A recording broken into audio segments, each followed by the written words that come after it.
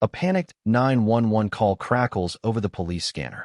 The voice is shrill and frantic. "There's an armed man on my street. He's threatening my life. Send help immediately." The dispatcher's calm voice barely registers as the woman continues, her voice rising. Cut to a dusty gravel road. A large red tractor rumbles as a rugged-looking man in work boots and a worn flannel wipes sweat from his brow. His name is Hank, a lifelong farmer, and he looks utterly bewildered as police cars speed toward him, sirens blaring, kicking up a cloud of dust. A voiceover drops in, laced with intrigue. What happens when an HOA Karen takes things too far? You won't believe how this one ends. Rewind a few hours. The morning sun casts a golden hue over Hank's farm, where rolling fields stretch far beyond the edges of the pristine suburban homes built just a few years ago. He's minding his business, tending to his crops, when the shrill voice of Karen Pierce, self-proclaimed president of the HOA, pierces the calm. Karen stands at the property line, hands on her hips, dressed in perfectly pressed slacks and a pastel cardigan that screams suburban supremacy. Behind her, a small group of HOA board members look on, eager for drama. "Hank," Karen calls out, her voice tight with irritation. "We need to talk." Hank barely looks up. "Unless you're here to buy fresh eggs, I ain't got time." Karen's lips tighten. "This," she gestures dramatically toward his land, "is ruining our community's property values. We can't have chickens running around or those awful smells." Hank sets down his shovel and dusts off his hands. "Lady, my family's been farming here for 3 generations. Your HOA nonsense don't apply to me." Karen steps forward, a smug glint in her eye. "That's where you're wrong. This area is transitioning into a more civilized community. The board and I have decided we can't allow unsightly farms so close to our homes." Hank leans on his shovel, smirking. "Good luck with that." Karen's expression flickers with irritation before she plasters on a condescending smile. "I was hoping we could handle this amicably. If not, we have other ways of ensuring compliance." Hank chuckles, shaking his head. "You can't enforce HOA rules on land that ain't in your jurisdiction." Karen narrows her eyes, but says nothing. Instead, she turns on her heel and marches off, her group trailing behind. Hank watches them go, shaking his head. He's dealt with difficult people before. This isn't his first run-in with nosy suburbanites who don't understand how farms work. He assumes she'll get bored and move on. He couldn't be more wrong. The next morning, Hank wakes up to find his fence plastered with notices from the HOA. Bold letters declare that he is in violation of neighborhood beautification standards. A cease and desist letter is stuffed into his mailbox, accusing him of unauthorized livestock activities. Hank lets out a loud laugh as he rips the papers off his fence. These people must be out of their damn minds. That afternoon, as he loads hay into the back of his truck, a line of SUVs rolls up. Karen and a group of HOA board members step out, dressed as if they're about to host a garden club meeting rather than confront a farmer. A man in a stiff suit clears his throat. "Mr. Reynolds, as per the HOA's new bylaws, you are required to remove all livestock and cease agricultural activity within 30 days. Hank raises an eyebrow. "New bylaws? Ain't I not part of the HOA?" Karen steps forward, a smug grin on her face. "We've expanded the HOA jurisdiction. You're now part of our community, whether you like it or not." Hank folds his arms. "That's not how property rights work." Karen's grin falters for just a moment before she regains her composure. "We have legal counsel who says otherwise." Hank shrugs. "Well, I got common sense, which says you got no authority over me." Karen's jaw clenches. "You'll regret this, Hank. Just wait." She turns on her heel, storming off. Hank watches her go, shaking his head. He figures she'll run out of steam soon enough. But that night, under the cover of darkness, Karen puts her next plan into action. At midnight, a group of landscapers arrive, hired by the HOA. They move fast, tearing out parts of Hank's crops, removing what they claim to be overgrown weeds. By the time Hank hears the commotion and rushes outside, half his field has been trampled, wheelbarrow tracks leading to piles of discarded plants near the road. Rage boils in Hank's chest as he storms toward them, shotgun in hand, not raised, just held casually the way a farmer would when checking his land. The landscapers freeze. "What in the hell do you think you're doing?" Hank growls. One of the men stammers, glancing toward Karen, who stands off to the side, arms crossed. Karen smirks. "Just making sure the community stays beautiful." "You're trespassing." Hank's voice is low and dangerous. Karen waves a dismissive hand. Oh, please, this is all within the HOA's authority. That's when she sees it, the shotgun resting in Hank's hands. Her eyes widen, and a smugly triumphant look crosses her face. She whips out her phone and dials 911. Yes, hello? There's an armed man threatening my life. Hank blinks, incredulous. You have got to be kidding me. Karen takes a dramatic step back, raising her voice. He's waving a gun. Please send someone before he shoots me. Hank shakes his head in disbelief as he hears the distant wail of sirens. He looks down at the shotgun in his hands, realization dawning. This isn't just Karen playing HOA dictator. This is a setup. Moments later, the red and blue lights flood the dark road. Police cars skid to a stop. Officers jump out, taking defensive positions. A voice booms over a loudspeaker. Sir, drop the weapon. Hank sighs. Well, ain't this just great? Behind him, Karen is smirking. She thinks she's won. She has no idea what's coming next. The squad cars come to a screeching halt on the gravel road, red and blue lights flashing against the backdrop of Hank's farm. Officers take defensive positions, hands hovering over their holstered weapons. Sir, drop the weapon, one of them shouts. Hank exhales sharply, glancing at the shotgun still resting in his hands. He's held it thousands of times before, just a tool of the trade, no different from a shovel or a rake. But in this moment, with Karen's hysterical wailing in the background, he realizes how bad this looks. Slowly, carefully, he sets the shotgun down. I ain't threatening nobody, he says, his voice calm but firm. Karen, standing off to the side with a look of faux terror plastered on her face, clutches her chest. He pointed it at me. He was screaming, threatening to kill me. One of the officers glances at her, then at Hank. Sir, is that true? Hank scoffs. I was standing on my own damn property, holding my gun like any farmer would. She's lying. Another voice cuts through the night. I got it all on video. The small crowd of neighbors that had gathered on the edge of the road shifts, revealing a younger man with his phone held up. It's Mark, one of the newer homeowners, but not the HOA-obsessed type. He steps forward, holding out his phone to the nearest officer. The cop takes it, pressing play. Karen's dramatic shrieking continues in the background, but the video shows the truth. Hank never once pointed the gun at anyone. In fact, he barely moved before she started dialing 911. The officers exchange glances. One of them sighs, rubbing his temple. Ma'am, are you sure you want to stick to this story? Karen's confidence wavers for a split second before she doubles down. That video doesn't show everything. He was threatening me before the camera started rolling. Hank folds his arms, watching the officers expectantly. He can see they're starting to realize what's really going on here. The lead officer shakes his head. Ma'am, filing a false police report is a crime. Karen's face drains of color. What? No. I was just. You said he was threatening your life with a firearm. That's a serious accusation. And from what we see in this video, that doesn't seem to be the case. Karen's eyes dart around, searching for support, but the small crowd of neighbors has turned against her. Someone mutters, unbelievable. Another chuckles, shaking his head. Hank smirks. So, we done here? The officer nods. You're free to go. Karen lets out a strangled noise of frustration, but she knows she's lost this round. The police leave, and the crowd starts to disperse. But Hank knows this isn't over. Karen doesn't strike him as the type to admit defeat. If anything, this has probably made her even more determined. The next morning, his suspicions are confirmed. Hank wakes up to an official letter from the county zoning office, citing an anonymous complaint that he is violating environmental regulations. He snorts, shaking his head. Guess who? A few hours later, a county inspector pulls up in a white truck.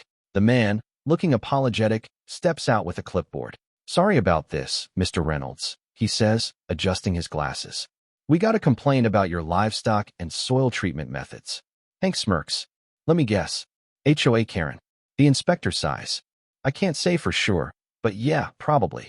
They go through the inspection, and as expected, Hank is fully compliant. His farm is clean, his livestock healthy, his soil within regulations. The inspector leaves with a handshake and a warning. She's wasting your time and mine. If she keeps making false reports, we might have to take action against her. That should have been the end of it. But Karen, predictably, doesn't stop. Later that afternoon, Hank hears the roar of a bulldozer. He rushes outside to find a landscaping crew standing by his property line, trucks filled with mulch, bushes, and decorative trees. The foreman, a burly man in an orange vest, approaches him with a clipboard. We got an order to begin HOA-mandated beautification. Says here we're authorized to alter the landscaping to align with neighborhood aesthetics. Hank stares at him. Who authorized that? The foreman glances at the clipboard. Karen Pierce, HOA president. Hank lets out a low chuckle. This woman really don't quit. The foreman shifts awkwardly. So do we start or not? Hank steps forward, arms crossed. I'd love to see you try. A beat of silence passes. Then the foreman clears his throat. Yeah, nah, we're not doing this. He turns back to his crew. Load it up, boys. We're out of here. Hank laughs as they drive off, but he knows Karen's next move won't be so easy to shut down. And sure enough, that night, it happens. Around 11 p.m., floodlights suddenly illuminate his property. The distant hum of a generator and the metallic clang of gates being unlatched echo through the air. Hank, already suspicious, grabs his flashlight and heads outside. At the edge of his land, a group of men in unmarked trucks is unloading animal transport cages. He marches over, anger simmering just beneath the surface. The hell do you think you're doing? One of the men, lean, mean-looking, shrugs. We're here to remove unauthorized livestock. Hank's fists clench. Who hired you? The man smirks. HOA contract. Karen Pierce. Hank lets out a slow breath, forcing himself to stay calm. This is private property. You're trespassing. You got 5 seconds to leave before I call the sheriff. The smirk doesn't fade. You won't call anyone. A clicking sound makes them all freeze. Hank's neighbor, a retired Marine named Tom, steps out from the shadows, a shotgun resting comfortably in his hands. Wrong, Tom says. He ain't calling anyone. I already did. A flicker of uncertainty crosses the man's face. Then, just in time, the distant wail of sirens breaks the silence.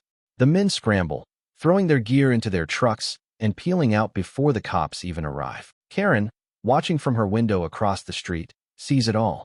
She knows she's lost again. But this time, she's not just mad, she's desperate. And that's when she makes her biggest mistake yet. The roar of the trucks fades into the night as the last of the trespassers speed away, leaving behind a mess of scattered fencing and half-loaded animal transport cages. Hank stands at the edge of his property, fists clenched, chest rising and falling in slow, controlled breaths. Tom, his neighbor, keeps his shotgun loosely at his side, eyes trained on the empty road. Then the flashing red and blue lights appear in the distance. Karen is watching from her front window, her hands trembling with rage. She can't believe it. Again, this backwoods farmer just won't roll over. She's thrown everything at him, and yet he still stands there like he owns the place. The squad cars pull up, and Hank lets out a sigh.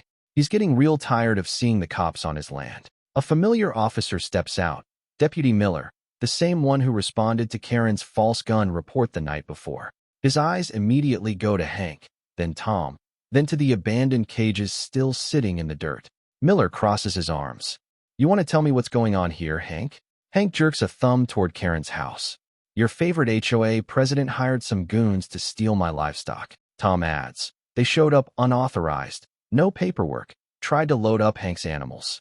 We warned him to leave. They ran before you got here. Miller nods, chewing on his lip, then turns to his partner. Get statements. Check for security footage. I want to know exactly who those guys were. Karen, realizing her plan has once again backfired, storms out of her house, silk robe flapping around her in the night breeze. This is an outrage. This man is a menace to our community, she screeches, pointing a manicured finger at Hank. Miller doesn't even look at her. Ma'am, did you authorize this? Karen lifts her chin defiantly. As the HOA president, I have every right to enforce community standards. His livestock is a blight, and we had every right to. Miller raises a hand, silencing her. Did you file a legal injunction? Get a court order? Any documentation at all? Karen sputters. The HOA bylaws. That's not how the law works, ma'am. Miller sighs, rubbing his temple. This is criminal trespassing and attempted theft. Karen's face goes pale. This is completely out of proportion. Hank folds his arms. You called the cops on me last night over nothing. Now that your buddies are the ones breaking the law, suddenly it's an overreaction. Karen's mouth opens and closes like a fish gasping for air. Miller turns to Hank. Do you want to press charges? Karen lets out a panicked laugh. You can't be serious. It was just a misunderstanding. We can talk about this, right? Hank considers. He could let this go, keep proving her wrong until she eventually gives up. But the thing is, she won't stop. She's crossed the line from annoying to dangerous. He nods. Yeah, I want to press charges. Karen lets out a high-pitched shriek. You can't do this. Tom smirks. Sure can. You know, for someone who claims to love law and order, you sure do break a lot of laws. Miller gestures to another officer. Go ahead and detain Ms. Pierce. We'll be taking her in for questioning. As handcuffs click around her wrists, Karen thrashes. You can't do this to me. I am the HOA. The neighborhood has woken up at this point. Residents peek out of windows. Some stand on their porches, watching the drama unfold. A few even start filming. Karen, suddenly aware of the eyes and cameras on her, changes tactics. She slumps, going limp in the officer's grip. This is police brutality, she moans. I'm a victim. You're all harassing me. Miller rolls his eyes. You can explain that to the judge. As Karen is loaded into the back of the squad car, she turns to Hank, eyes filled with venom. I'll sue you for everything you have. Hank smirks. Good luck with that. The squad car doors slam shut. The moment Karen is driven away, the remaining HOA board members, who had been lurking nearby, start whispering amongst themselves. They look worried. One of them, an older man named Greg, steps forward. Hank, listen, He scratches the back of his head. We didn't know she was going to pull all this. I just thought we were enforcing HOA rules, not committing actual crimes. Hank raises an eyebrow. So you're telling me none of y'all were in on this? Greg hesitates, then shakes his head. Not to this level. And honestly, we're done with her. We need to vote her out before she gets the whole HOA in legal trouble. Hank chuckles. Bit late for that, don't you think? Greg sighs. Look, we'll drop any complaints against your farm. Make sure she never pulls this kind of stunt again. Just don't take the whole HOA down with her, okay? Hank studies the man for a moment. He doesn't trust HOAs in general, but Greg seems like someone who just got caught up in Karen's madness. He shrugs. That ain't up to me. But you might want to have a long talk with your neighbors about what kind of leadership you want. Greg nods solemnly and walks away. Tom claps Hank on the back. Well, that was entertaining. Want to grab a beer? Hank chuckles. Thought you'd never ask. As they head toward the house, a final thought crosses Hank's mind. Karen might be gone for now, but something tells him she's not the type to go down quietly. And he's right, because Karen has one last trick up her sleeve, and it's about to make things a whole lot worse. The night is quiet, the flashing lights of the police cars long gone. But Hank knows better than to believe this is over. Karen may have been hauled away in cuffs, but something tells him she isn't the kind to accept defeat. He isn't wrong. By the next morning, news of Karen's arrest has spread like wildfire. The entire neighborhood is buzzing. HOA members are whispering, debating whether to vote her out before she drags them down with her. But while some are distancing themselves, others, Karen's most loyal followers, are already plotting her return. And Karen? She's about to go nuclear. She's out of jail in under 24 hours. Her charges are serious, but they aren't enough to keep her locked up just yet. The moment she's free, she calls a neighborhood-wide emergency HOA meeting. She needs to do damage control, and fast. The meeting is held at the HOA clubhouse, a pristine, overly decorated building meant to exude authority. The room is packed. Residents, board members, even a few people from outside the neighborhood who've heard about the chaos. Karen, dressed in a sharp blazer and wearing her best concerned community leader expression, steps up to the podium. The murmurs die down. She takes a slow breath, then begins. Friends, neighbors, I stand before you today as a victim of an egregious injustice. A few people nod, but most are just watching, waiting. I have been vilified, attacked, even arrested, all for doing my duty, for protecting our beautiful neighborhood from the destruction of farmland chaos. A murmur ripples through the crowd. We cannot let lawlessness take over our streets. Karen continues, raising her voice. This farmer, this outsider, is defying our rules, our values. And if we allow him to win, we set a precedent that anyone can do whatever they want with no consequences. Now some people are nodding. A handful of diehard HOA loyalists clap. Karen smirks internally. She's reeling them back in. She steps closer to the microphone, lowering her voice just enough to make it sound dramatic. But I have a solution. Silence. Everyone is listening. We will sue Hank Reynolds. Gasps. Whispers. Then uproar. Some people cheer, some boo, others look completely dumbfounded. One of the HOA board members, Greg, the same man who spoke to Hank the night before, stands up, furious. This is insane, he snaps. Karen, You already called the cops on him twice, and both times you were the one breaking the law. Now you want to drag this entire community into a lawsuit. Karen's face darkens. I am protecting our neighborhood, Greg. Unlike you, I'm willing to do what's necessary. Greg scoffs. No, what's necessary is removing you from power before you bankrupt us all. A huge chunk of the room erupts in agreement. Karen grits her teeth. This isn't going the way she planned. That's when a voice calls out from the back of the room. Hey Karen, you still going to explain what you did with all that HOA money? The room goes dead silent. Karen's expression freezes. The man who spoke, Mark, the young neighbor who recorded Hank's police encounter, steps forward, holding up a stack of documents. Because, I was looking through the HOA's financial reports, Mark continues, and I found something real interesting. Karen's mask cracks. Mark waves the papers in the air. Turns out someone's been moving large sums of HOA funds into a personal account. Gasps, murmurs. Mark's eyes lock onto Karen. You want to explain that? Karen panics. This is a smear campaign, she hisses. You're lying. Mark grins. Cool. So you won't mind if we audit the HOA's financials, right? I mean, if you're innocent, you got nothing to worry about. Karen's face drains of color. Greg and the other board members immediately seize on this. Karen, Greg says, dead serious. I move for an immediate vote of no confidence in your leadership. I second it. Another member chimes in. Karen realizes what's happening. She's losing control. She slams her hands on the podium. You can't do this to me. I am the HOA. Greg ignores her. All in favor of removing Karen Pierce as HOA president, raise your hand. Nearly every single hand goes up. Karen stares in horror. You traitors, she shrieks. Greg turns back to her. Karen Pierce, effective immediately, you are no longer president of this HOA. The room erupts. Karen, shaking with rage, grabs her purse and storms out of the meeting. But she isn't done yet. Hank is back on his farm, enjoying a well-earned beer when he sees it. Karen, standing at the edge of his property, her face twisted with rage. In her hands, a gasoline canister. For a split second, Hank thinks she's lost her damn mind. She's muttering to herself, eyes wild, gripping the canister like it's her last chance at vengeance. Then she starts pouring gasoline on his crops. Hank drops his beer. Hey, he roars, sprinting toward her. Karen fumbles with a lighter. I'll burn it all. You think you can humiliate me? Take everything from me. Hank tackles her just as she flicks the lighter open. The two hit the dirt, Karen kicking and screaming. Within seconds, Tom and a few neighbors rush over, yanking Karen off Hank. One of them already called the cops. By the time the squad cars arrive, Karen is sobbing hysterically, her hands tied behind her back with zip ties. Miller, the deputy, takes one look at the gasoline, the lighter, and the absolute insanity in Karen's eyes and shakes his head. This time, he mutters, you're not getting out so easy. They haul Karen into the back of the squad car for the second time in 2 days.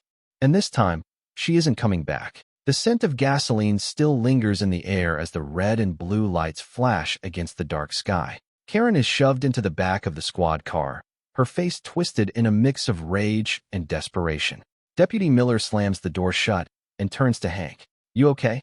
Hank exhales slowly, dusting himself off. Yeah, I'm fine. Just didn't expect her to lose it this bad. Tom, standing nearby with his shotgun slung over his shoulder, chuckles. I don't know, Hank. I did say she was the type to go nuclear. Hank shakes his head. Yeah, but arson? She actually tried to burn my damn farm. Miller steps forward, rubbing his temple. Well, this time she's not walking away with just a slap on the wrist. Attempted arson, destruction of property, and trespassing. This is serious. Karen's muffled screams echo from inside the squad car. She's still fighting, still arguing, still in complete denial. You're all corrupt. You're setting me up. I was just defending my community. Miller ignores her and looks at Hank. You pressing charges? Hank lets out a slow breath. He doesn't even have to think about it. Damn right I am. Miller nods. Good. Because at this point, it's not just your case anymore. We ran her financials after that HOA meeting. Turns out she wasn't just a nightmare of a neighbor. She was embezzling tens of thousands from the HOA. Hank raises an eyebrow. That's so.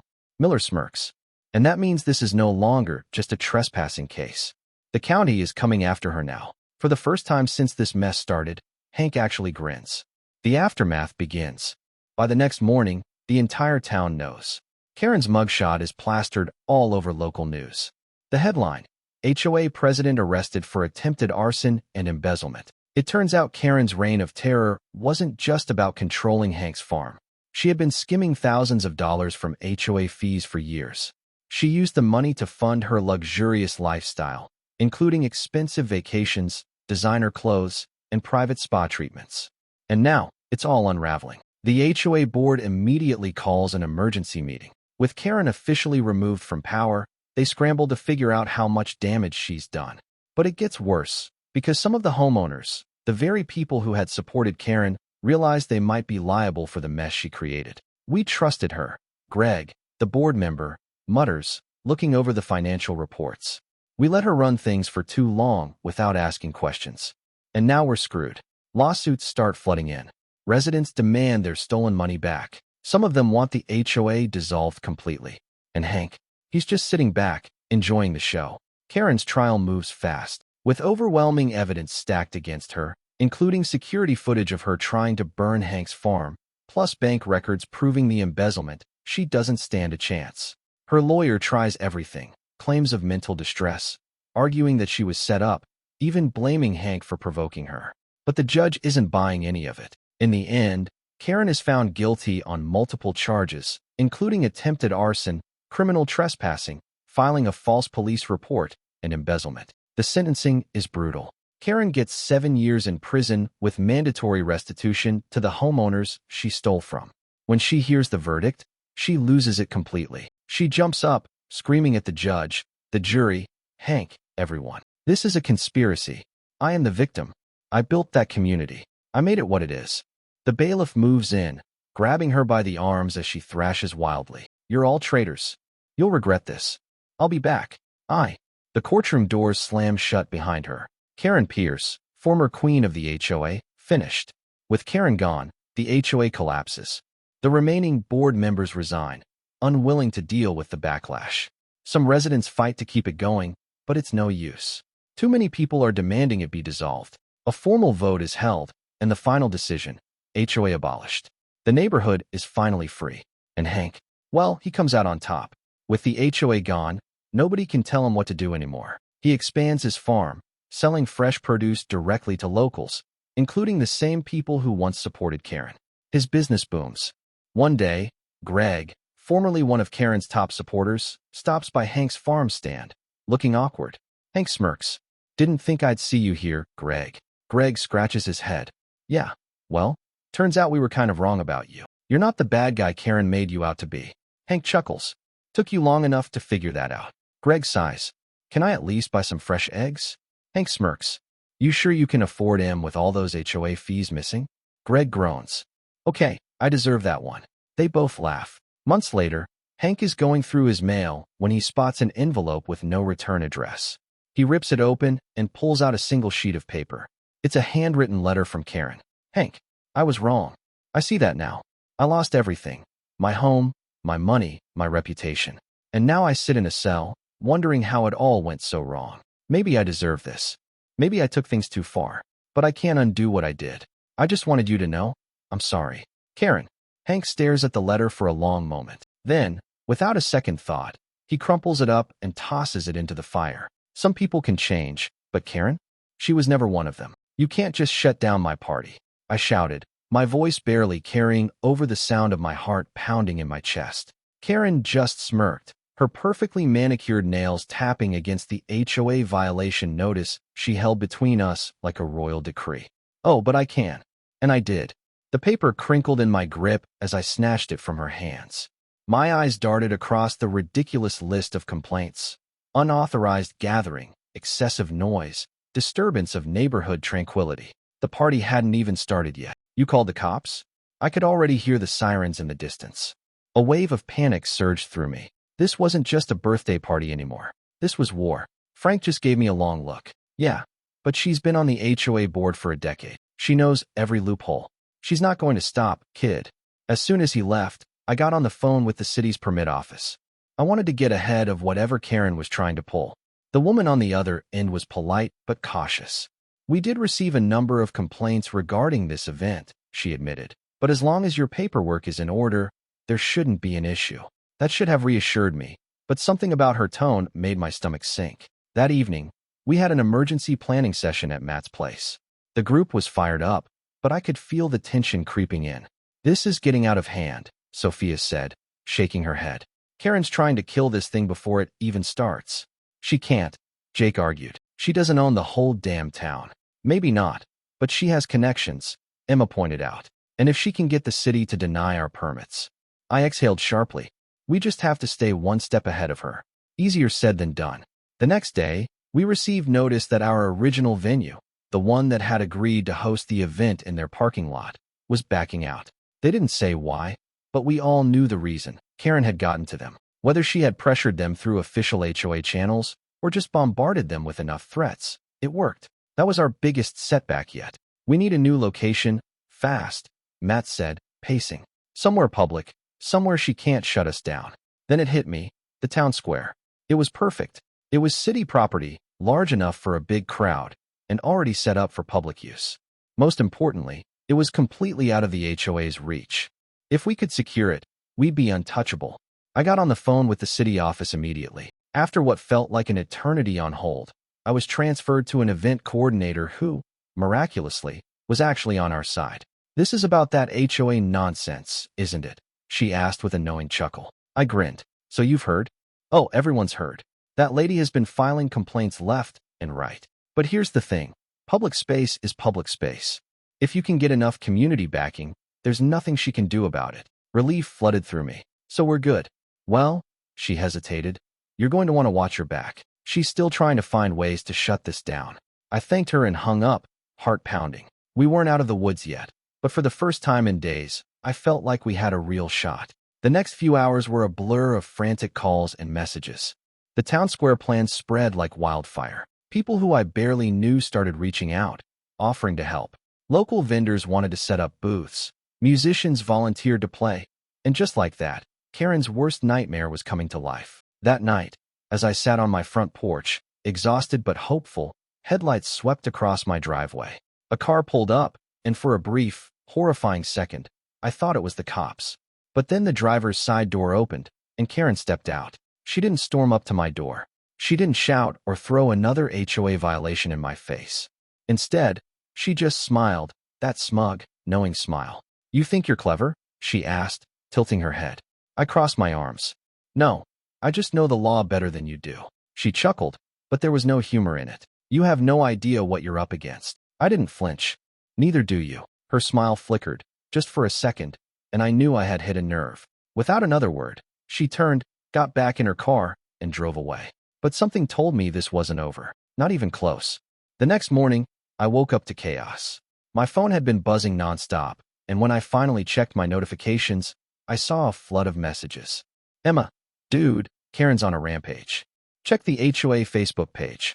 Matt, we've got a serious problem. Jake, she went nuclear. This is next-level psychotic." I groaned, pulled up the HOA's social media page, and my stomach dropped. Karen had made an official post, complete with red, bolded text, warning the neighborhood about an unsanctioned, disruptive, and illegal event that was apparently threatening the safety and values of our community. And it didn't stop there. She had somehow convinced several HOA members to sign a petition against the event. It was a total smear campaign, painting me as some kind of reckless troublemaker who was endangering neighborhood order. The comments were a war zone. Linda H., "I don't see the issue. It's just a birthday party." Mark P., "HOA overreach at its finest. Let the guys celebrate in peace." Deborah S., "Karen is right. We cannot have loud, dangerous gatherings ruining our town." Jason W., "Are you insane? It's a community event, not a riot." Karen had done what she always did, turn the situation into a manufactured crisis. And worse, some people were actually buying into it. I clenched my jaw. She wanted a war. Fine. I quickly typed up a response, keeping it short but brutal. Me, "Hi everyone. Just to clarify, this is not an illegal event. It's fully permitted and supported by the city. It's also open to the entire town. The only person trying to disrupt anything is Karen, who is desperately grasping at power she doesn't have. Hope to see you all at the event." Within seconds, the likes started rolling in. People weren't stupid. They saw through her lies. Still, I knew that wasn't enough. Karen had already cost us one venue, threatened our permits, and weaponized the HOA against us. If she was escalating, Then we needed to escalate too. I jumped into a group call with the crew. We need to go bigger, I said, pacing. Bigger? Emma repeated. Dude, we're already turning this into a town-wide event. No, I said. Bigger than that. Karen wants to make this a spectacle? Let's make it a movement. A beat of silence. Then Matt laughed. I love where this is going. I laid it out.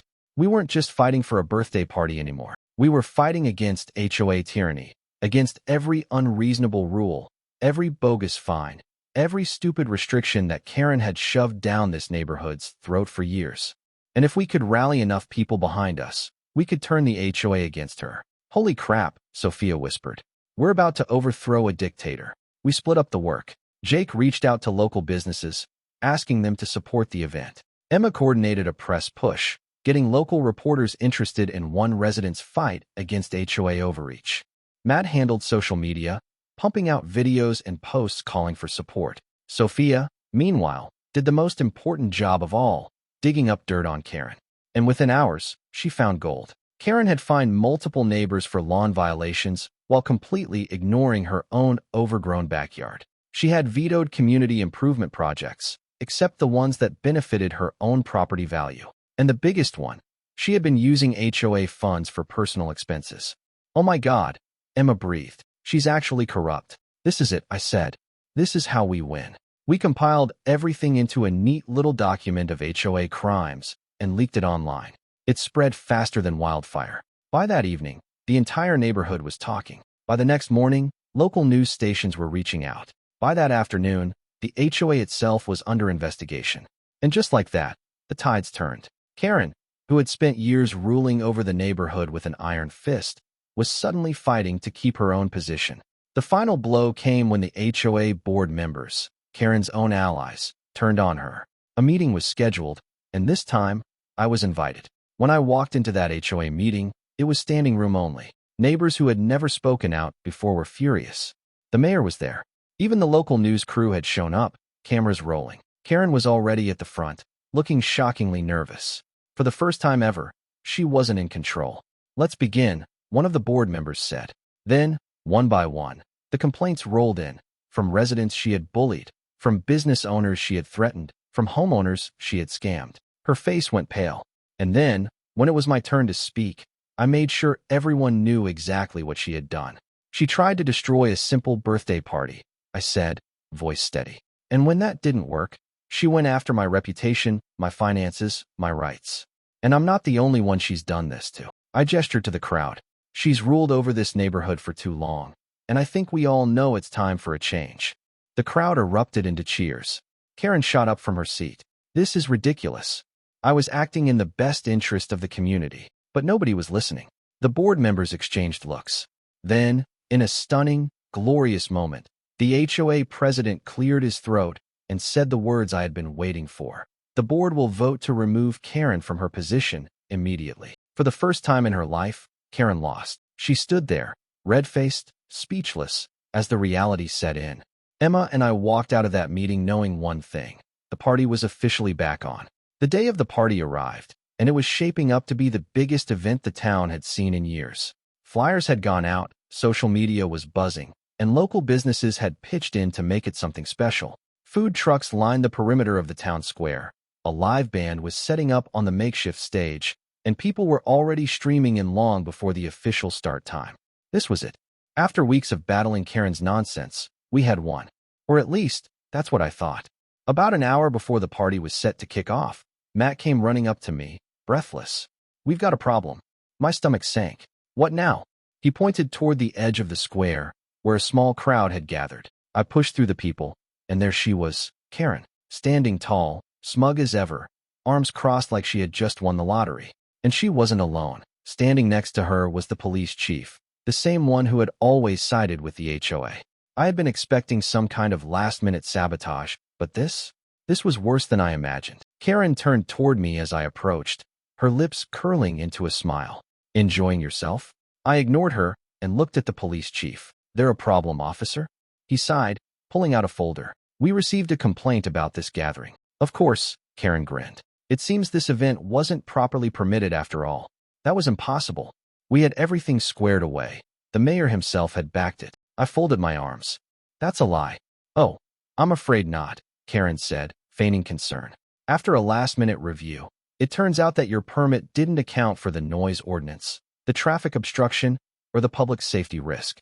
As such, the city has the right to shut this down immediately. My hands clenched into fists. You did this. She tilted her head. All I did was make sure the law was followed. I looked at the police chief, hoping for some kind of fairness. We have the town's support. The mayor signed off on this. The chief hesitated, but before he could respond, Karen cut in. The mayor isn't here, is he? She gestured around dramatically. Looks like you don't have as much support as you thought. I ground my teeth. I had worked too hard to let Karen win now. I had done everything right, and she was still finding ways to take it away. The police chief took a deep breath and squared his shoulders. I'm sorry, but if you don't disperse in the next 30 minutes, citations will be issued. People around us started murmuring. The crowd that had gathered to watch suddenly felt like an audience waiting for a final showdown. I refused to let Karen take this from me. I needed a way out of this. Then it hit me. I turned to the crowd and raised my voice. Hey everyone, I just want to let you know, Karen here thinks we should all go home. The murmuring turned to whispers, then to full-blown grumbles of protest. She thinks we're disturbing the peace. I continued. She thinks we shouldn't be allowed to have a community event. In fact, she's trying to shut it down as we speak. People started booing. Karen's expression faltered, just for a second. Oh, don't be ridiculous. But I wasn't done. She says we don't have the proper permit, I said, turning to the police chief. Well, if that's the case, then what about every other public event the town has held here? The farmers market? The summer concert series? The holiday festival? The police chief blinked, clearly thrown off by my words. He had probably never been challenged like this in public before. You wouldn't shut those down, I pressed. So why shut this down? A voice from the crowd called out. Because it's Karen. Laughter rippled through the audience. Even some of the cops looked like they were holding back smirks. Karen's face turned red. This is a completely different situation. Is it? I challenged. Or is this just about you needing to control everything? The crowd was fully on my side now. People started chanting, "Let us stay. Let us stay." The police chief hesitated. He looked at Karen, who was starting to look very uncomfortable. Then he exhaled. Look, as long as things stay orderly, I don't see a need to escalate this. Karen snapped toward him. You can't be serious. He turned to her, clearly annoyed. Ma'am, unless there's an actual safety issue, I don't see a reason to shut this down. Karen lost it. You people are ruining this neighborhood, she shrieked. You're all entitled. Do you even understand what it takes to maintain order? People were recording her meltdown on their phones. This was bad for her. Then the final blow landed. Someone stepped forward from the crowd. The mayor. Karen, he said, his voice calm but firm. That's enough. She whirled on him. This event has my full support. The mayor continued. The paperwork is in order. The police are here to ensure safety, not shut it down. So unless you have a legal reason to stop this, he glanced at the police chief, who shook his head. I suggest you let it go. Silence. Karen was seething. For a brief moment, it looked like she was going to fight it, but she must have realized she had lost. With a strangled noise, she turned on her heel and stormed off, shoving through the crowd like a sore loser leaving a stadium. As soon as she disappeared, the entire square erupted into cheers. The event was saved. The band kicked in, the energy surged, and the party officially began. I took a deep breath, letting it all sink in. I had won. But more importantly, Karen had finally been defeated. And by the end of the night, she wouldn't just be humiliated, she'd be gone for good. The party was a massive success. People danced, ate, laughed, and celebrated like it was the 4th of July. The entire town had come together, not just for a birthday party, but as a statement, a final rejection of Karen's reign of terror over the neighborhood. For the first time in years, people felt free. No ridiculous HOA rules looming over them. No one worried about getting fined for stepping an inch over their property line. No passive-aggressive emails about the approved color schemes for their front doors. It was just pure, unfiltered joy. But Karen wasn't finished. 3 days later, I received an official-looking envelope in the mail. I ripped it open, expecting it to be some leftover HOA nonsense. But the second I saw the words legal action, my stomach dropped. Karen was suing me. The document accused me of defamation, property value damage, emotional distress, and public harassment. She claimed the event had personally harmed her reputation, caused unwanted media attention, and even lowered the integrity of the neighborhood. The sheer audacity was almost impressive. I sat back, running a hand through my hair. She's really doing this, I muttered. Emma, who was sitting across from me, snatched the letter from my hands. Are you kidding me? She skimmed it and then burst out laughing. She's suing you for hurting her feelings? It's Karen, Matt said. Of course she's doing this. My first instinct was to ignore it. There was no way she actually had a case, right? But then I saw the fine print. She wasn't just suing me. She was suing the HOA, the mayor, and the entire town council. Oh, she's lost her damn mind, Jake said when I showed him the paperwork. That night, we met up again, this time to figure out what the hell we were going to do.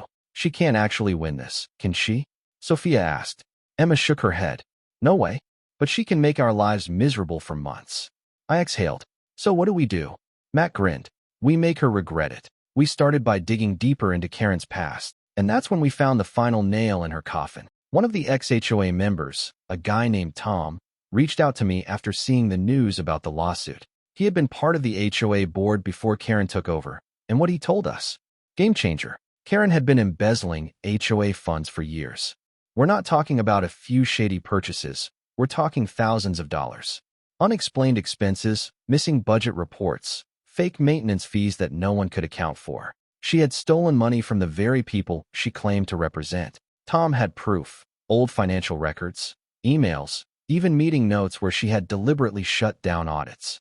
We had everything we needed, and we didn't hesitate. We leaked it everywhere. News stations, local Facebook groups, even Reddit. The story exploded.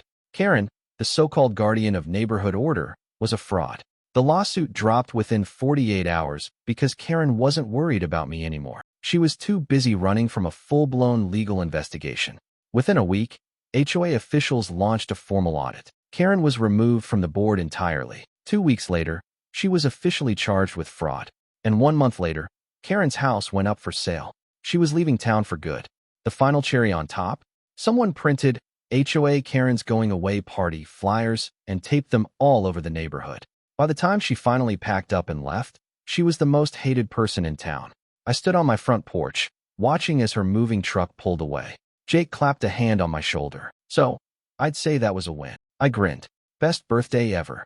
The day Karen officially left the neighborhood felt like a national holiday. It was poetic, really.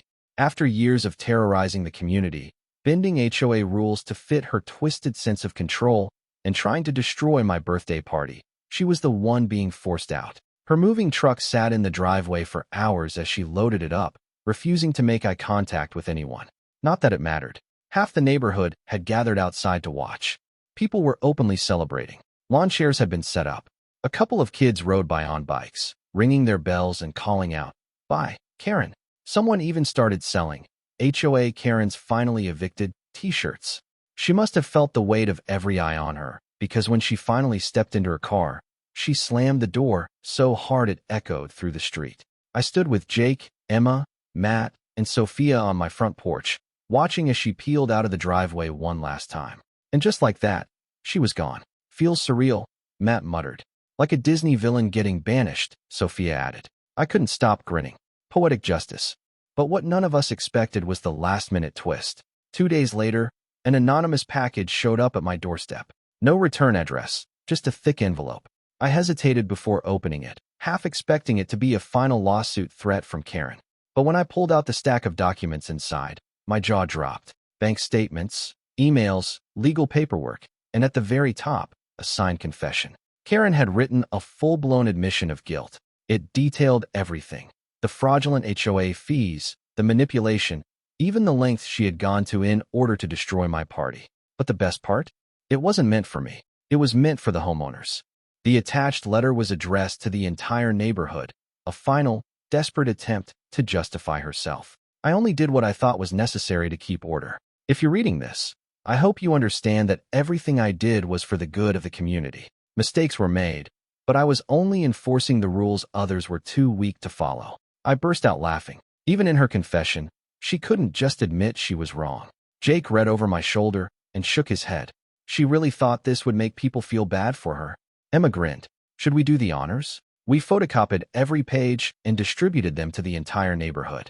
By that evening, everyone had read it. And instead of sympathy, Karen became a permanent neighborhood joke. People started throwing Karen's rules parties, where they deliberately broke ridiculous HOA rules in her honor. One guy set up a pink flamingo army in his front yard. Another neighbor painted their house an obnoxiously bright shade of orange, just because they could. The HOA, now under actual, reasonable leadership, had rolled back all of Karen's rules. The freedom was intoxicating. A month later, my birthday rolled around again. But this time, there was no battle to fight. The entire town came together to throw an even bigger celebration. I stood in the town square, looking at the hundreds of people who had come out.